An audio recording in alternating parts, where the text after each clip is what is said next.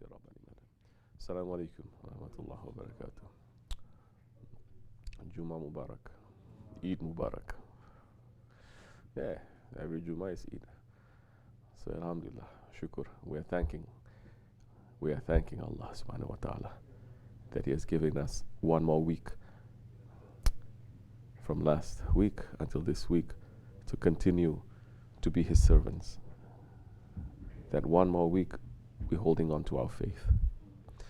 One more week we escape from the jungles and from the fitna and from the disaster of these times, and we manage to hold ourselves clean for one more week.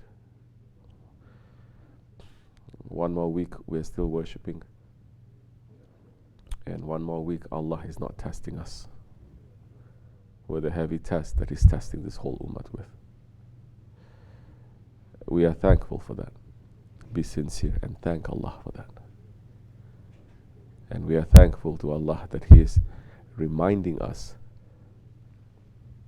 He is the one who is reminding us.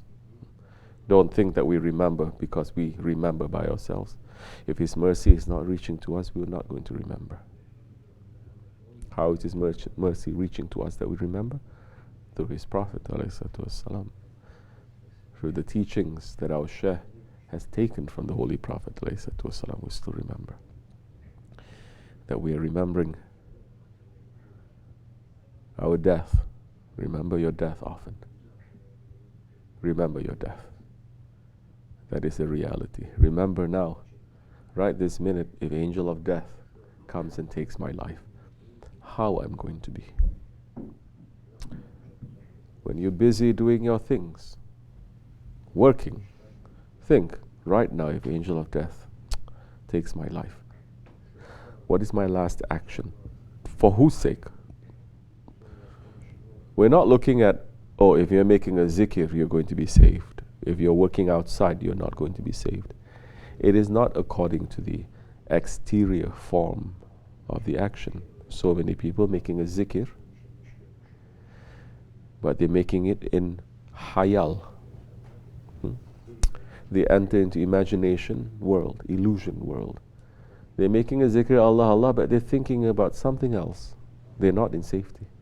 Maybe the man is buying and selling, but he's trying to do it good to please his Allah, trying to do good to please his Prophet, remembering that I cannot do this because this is wrong. I must do this because this is what my Shaykh is saying. That one is in safety. Remember death. When you are upset, if angel of death comes and takes my life right now. Remember death when you are happy. Remember your death when you are angry. Remember your death when you are eating. And especially those who are following, don't sleep.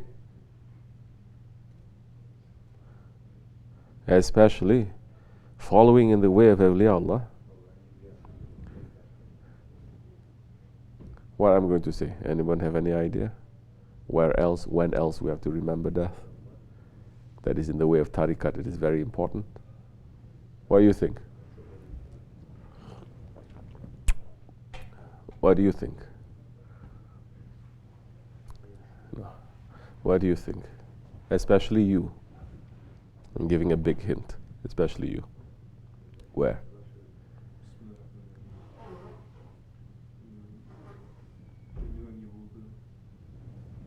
Say properly.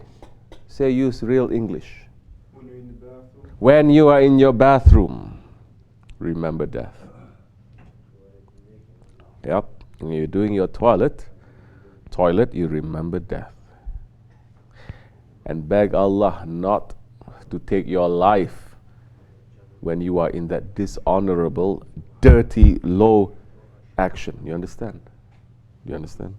This is the prayer that the awliya Allah they make. They're saying Astaghfirullah Ya Rabbi. Yes, they're taking that and they're thinking and they're meditating. That is the time most when people, they don't remember death. Right? Their mind goes off 1,000,000 directions. But the awliya Allah, they are entering and they say, Ya Rabbi. When they enter, they are saying, don't take my life. Don't test me by taking my life. When I'm in this position, Ya Rabbi, please. Shaykh Effendi used to say that, reminding us. And he told us also who used to say that. So now, when you start remembering death in those very real situations, don't just remember death when you're seeing someone being buried. Now, what are you going to remember when someone's being buried? Life? Party? Of course, that's exactly what people think when they bury someone, because their funeral becomes a huge, big party.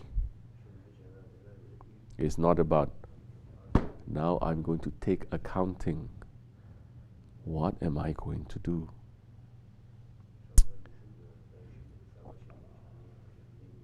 Now there's nothing that is going to save me except for my good actions. What am I going to do? So now the khutbah is saying the fruit of the good actions is what? It is not. It is? Adab. It is manners. So now maintain your manners. Maintain your prophetic manners. Maintain the manners of the awliya Allah. Then that time when you're maintaining those manners, yes, inside manners and outside manners, it'll be easy. You are prepared because you're always prepared that time. It's like you're always prepared anytime you can go. This is important to do. We are not making theory, because death, you read it everywhere, every time now. This is what is selling in the newspapers. But we're teaching our kids to do what? To treat it as a game. Literally, to treat it as a game. Death, video games, to kill, it is a game. It's a very bad Ahir Zaman confusion. That if you tell people, just imagine one simple thing. Imagine if you told your great-grandfather, not 50 years ago, say 75 years ago, 100 years ago, saying, we are teaching our kids, there's a new game. What game is that? We're teaching our kids how to kill people. How is that? There is one box over there, and they are like, and there's one person in front and another person there, and they're controlling it. It's like they are the master. You understand? Controlling, and they're killing. Why they're killing? No, it's just for fun. They're going through different, and they're killing. Why do you think those people are going to look at you? How you think they're going to look at you? Yeah, there will be many things when the time comes, and we're going to tell our grandchildren and our great-grandchildren, inshallah, when we tell them those were the times in the Akhir Zaman that we lived, and these are the things that we did. We tell them, they're not going to believe. They say, there is such a thing. There is such a thing. Just as when the Holy Prophet ﷺ told the Sahabi Kiram 1400 years ago what is going to happen in the Akhir Zaman, it is beyond their comprehension. They cannot understand. They say, there is such a thing? There is? Really? May Allah protect us. It is not just to say now. It is to watch. It is to look. It is to be careful. Our manners, it has to be a reflection of our Shaykh's manners. A reflection of the Holy Prophet ﷺ's manners. That's how we are going to prepare ourselves, inshallah. Yes, that comes with a lot of, it's not a lot, it's some difficulty. What is the khutbah saying about the good manners? It is not something, good manners is not a piece of clothing that you put on. The good manners, it is deep inside of you. It is a jewel that is being hidden by our ego, by our nafs, by the bad manners. When you get rid of the bad manners, you will have the good manners.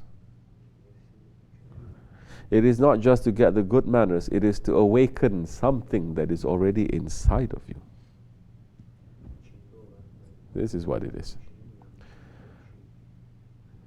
Otherwise, if there is no similarity, no understanding, then it is something that is foreign to you. When it is foreign, it is unusual, and then you put it on, you take it off. It is not coming deep from deep inside. So, be around people with good manners. That is the only way you're going to learn. You cannot be with someone with good manners for 1 hour and spending 12 hours with people of bad manners and say, yeah, I spent time with people of good manners. You're going to lose everything. May Allah make us to be around those ones with good manners, inshallah. Assalamu alaikum. You have a question? Say.